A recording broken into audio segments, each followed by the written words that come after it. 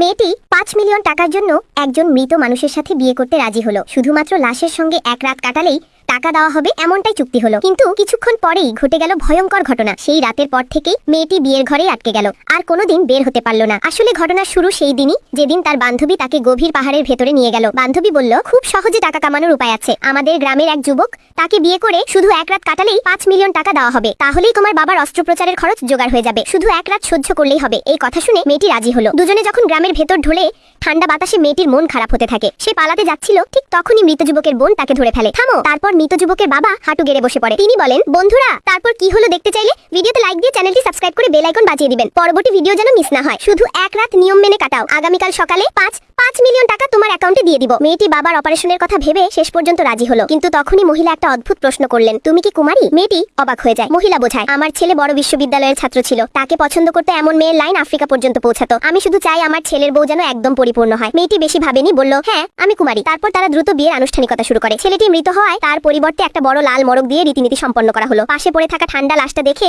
মেয়েটির গা শিরশির করে ওঠে। আর ঠিক তখনই মদ পান করার পর মৃত যুবকের মা আরেকটি ভয়ঙ্কর দাবি করে বসে। এই কথা শুনে মেয়েটি হতভম্ব, কারণ ছেলেটি তো মৃত। বান্ধবী তাকে বলে, সব ঠিক আছে, মাত্র একদিন আগে মারা গেছে, কোনো সমস্যা নেই। বাবার চিকিৎসার জন্য মেয়েটি চোখ বন্ধ করে এগিয়ে যায়। মহিলা বলে, আগামীকাল সকাল ৬টায় লোক এনে পরীক্ষা করাবো, দেখবো তুমি সত্যি আমার পুত্রবধূ হয়েছে কিনা। কিন্তু মেয়েটি জানতো না, এ সবই ছিল বান্ধবী ও ওই পরিবারের পরিকল্পিত ফাঁদ। তারা মেয়েটিকে ঘরে ঢুকিয়ে দরজা বন্ধ করে দেয়। তিনজনের মুখে তখন অদ্ভুত হিংস্র হাসি। মধ্যরাতে মেয়েটি ঠিক করে, আজকে ঘুমাবো না, পুরো রাত জেগে কাটিয়ে দেবো। কিন্তু ঠিক তখনই ঘটে গেল ভয়ঙ্কর দৃশ্য। সে মৃত যুবকের মুখ ঢাকার কাপড় সরাতেই মেয়েটি অর্থমৃত হয়ে গেল ভয়ে।